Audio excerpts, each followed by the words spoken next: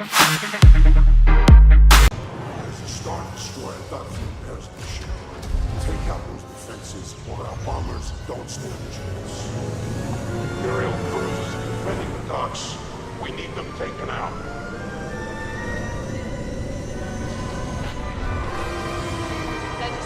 All right, Rob, so we're here, phase 1 of Starfighter Assault.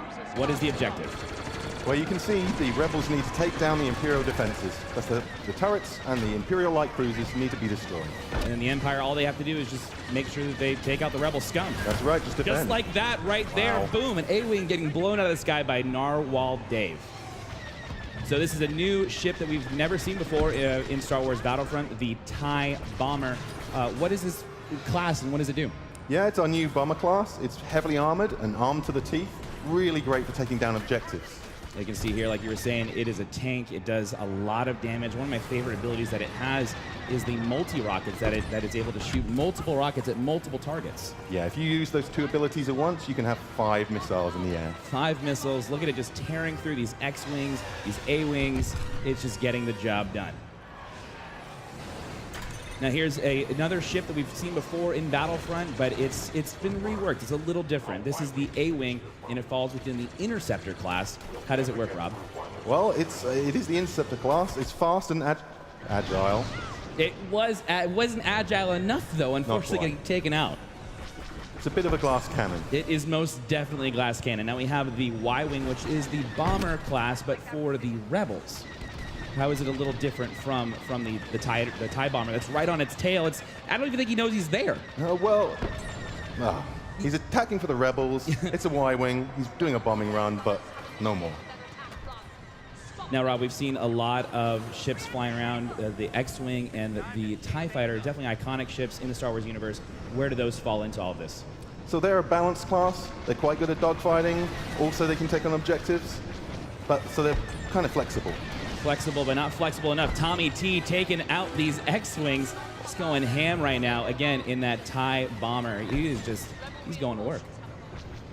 There is Narwhal Dave. No, he was in the Y-Wing, and he just got rammed by a TIE bomber. Sorry, Dave. That's not cool. Not at all. Now, the Rebels are definitely doing a lot of work right now. They are melting through those Imperial light cruisers. Those, as you can see, X-Wing, like you said before, it's there to take out those objectives, and the X-Wing is just melting through it. 15% left on this first phase. It looks like this Imperial light cruiser is definitely going to go down.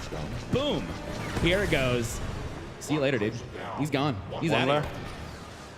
Now, Y-Wing, you said, was there to take care of the objectives. He's doing this bombing run. He's definitely just tearing this Imperial light cruiser apart. And there it goes, the second one down. That's two. Yeah, they did their jobs moving there. on to the second phase. Rob, how does the second phase work in Starfighter Assault over Fondor? The rebels need to get into this tunnel and blow up all 4 shield projectors that are still protecting the dock.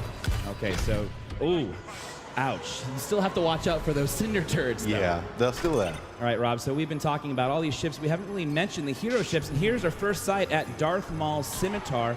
What is so unique about this Sith Lord ship? Well, there's a reason you haven't seen him very much. Because he's invisible. He's a stealth ship. I see, okay. And now here's another hero ship, Poe Dameron's Black One X-Wing. Rob, what's so special about this X-Wing? What makes it so different? Well, it's black. I got that part. What's different about it? Well, Poe's a natural leader, so he's got an area of effect that can help his friends out around him. Now, we also saw another hero ship. Hopefully, we'll be able to jump back into that. That is the Millennium Falcon, piloted by Han Solo and Chewbacca. Now, here is another iconic ship in the Star Wars universe, Boba Fett's Slave One. Rob, what do we have to watch out for with this bounty hunter ship? Pretty much everything. Slave One, he's got concussion missiles, he's got ion cannons, and a seismic charge. Seismic charge. What's so dangerous about a seismic charge, Rob? Well, in this closed environment, it's going to get a lot of kills. So it does a big old area effect burst. Hopefully we'll... That's it. That's the big noise. old boom. That was it. So he's definitely doing his job. He's using that mine to his objective, just trying to blow everybody apart that's trying to attack those shield generators. Now here we see Jack Frags piloting Darth Maul's Scimitar. He is just tearing everyone apart. You see he was taking some damage. He cloaked. He's using his targeting computer, and he also has those torpedoes to his advantage. He's doing great work. He's doing really, really well right now, just tearing everything apart. He's just going through, destroying those rebel scum. But you have to watch out for Star Wars Battlefront updates. He's in the Y-Wing, taking him out, and he does! Takes out Darth Maul's scimitar and also goes after that Imperial bomber as well. Now, there's not much left on the shield projector, but we do see Han Solo's Millennium Falcon for the first time up close and personal. Rob, what do we have to look for with the Millennium Falcon? You can see right here, Hans Falcon's taking an awful lot of damage, and that's what he's great at. He's a brawler. Brawler indeed. He's a big tank. He's got what looks like the entire Imperial fleet chasing after him. He is just doing what a tank should be doing.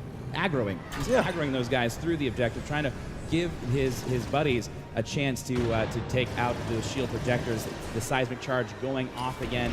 Got the Y-Wings doing the bombing runs, taking out the shield projectors so they can move on to the next phase. We have 2% left. There's 50 reinforcements left. Narwhal Dave using Black 1 to chase after Slave 1 as they are going through, dipping and diving around the shield projectors. Unfortunately, it doesn't look like he's going to be able to take out Slave 1. The Rebels should still have this. The Rebels, I think so. They've got 40 reinforcements left, 2% left on the shield projectors. I think they're going to get it. Now we're getting a better look at Han Solo's Millennium Falcon. You see he's got some really cool abilities at his disposal as well. But we got Battlefield France doing what seems to be the last and final strafing run on the shield projectors. And he does end up taking them out, taking the Rebels to the third and final phase. Now, Rob, let's do a quick recap. We had phase 1, where the Rebels had to destroy the Imperial light cruisers. Then in phase 2, they had to destroy the shield projectors. And now we get to move on to phase 3. What's that all about? The Star Destroyer is still getting power from the dock, so the Rebels need to disable the power couplings, leaving the reactor core vulnerable. Now, once the reactor core is vulnerable, is it always available for destruction, or do they have to do anything else? They've got about a 30-second window to do as much damage as they can. And then the couplings will then come back down. That's right. All right. Well, Battlefront updates again, just doing immense work with the Millennium Falcon. But we've got to watch out for this group of TIE bombers that look like they found prey. They smell blood in the water. They're going to be going after the Millennium Falcon. I don't want to give Battlefront updates. I want to tell him the odds, but he's got to watch out right here. He is a tank, but 2 bombers on him, I'm not so sure. I mean, that's about 10 rockets. I mean, I'm not the best at math, but I think that's 10 rockets that he has to watch out for. These TIE bombers are staying on the rear of the Millennium Falcon. They keep on getting those locks, multiple missiles going after him. I don't think he's going to be able to make it. He's evading pretty well so far. He's doing a great job, but unfortunately, no, the Millennium Falcon is taken out of the fight. But Narwhal Dave is right behind those enemy TIE bombers, trying to take them out. He is an ace pilot. Looks like he's doing a lot of work right now. As you see, he's using those dual proton torpedoes, taking out the first TIE bomber. He's getting a little bit of damage using that astromech to repair the X-Wing, and then the weapon overcharge, where he's able to fire all of those lasers at the same time. 4 at the same time. Yeah, and unfortunately, he was trying to go after Slave 1, but wasn't able to do it. The power couplings have been disabled. The Rebels are doing a lot of damage to the reactor, but it doesn't look like there's enough. They have been re-enabled, and it looks like the Rebels are going to go back and try to get those couplings off of the... They'll get another chance. They will get another chance. That Millennium Falcon is doing a lot of work. Now, this is something we haven't really seen yet, Rob, is those Corvettes that have been kind of floating around doing some damage to the Empire. Let's talk a little bit about those. Well, I think that was the problem. The Empire didn't see them in phase 1, and now they're in phase 3, and it could be a lot of trouble for them. So these Corvettes are AI-controlled ships, and they are able to help the Rebels push through the different phases. That's right. They'll creep through the levels, doing damage to starfighters and objectives. You know, we're back on board with Narwhal Dave, who's in the X-Wing, and he is an amazing pilot. He is handling that X-Wing so well. Rob, you guys have done a fantastic job just rebuilding the controls for these starships. Yep, we rebuilt them all from the ground up, and they're all unique, every ship. That is so awesome. Again, back on board the Millennium Falcon, taking out those cinder turrets. It looks like the power couplings have been disabled. Again, the reactor core is going down, and that's it. It's been melted away. The Star Destroyer is gone. Victory for the Rebels. Fall back. Our defenses failed. We have a considerable setback.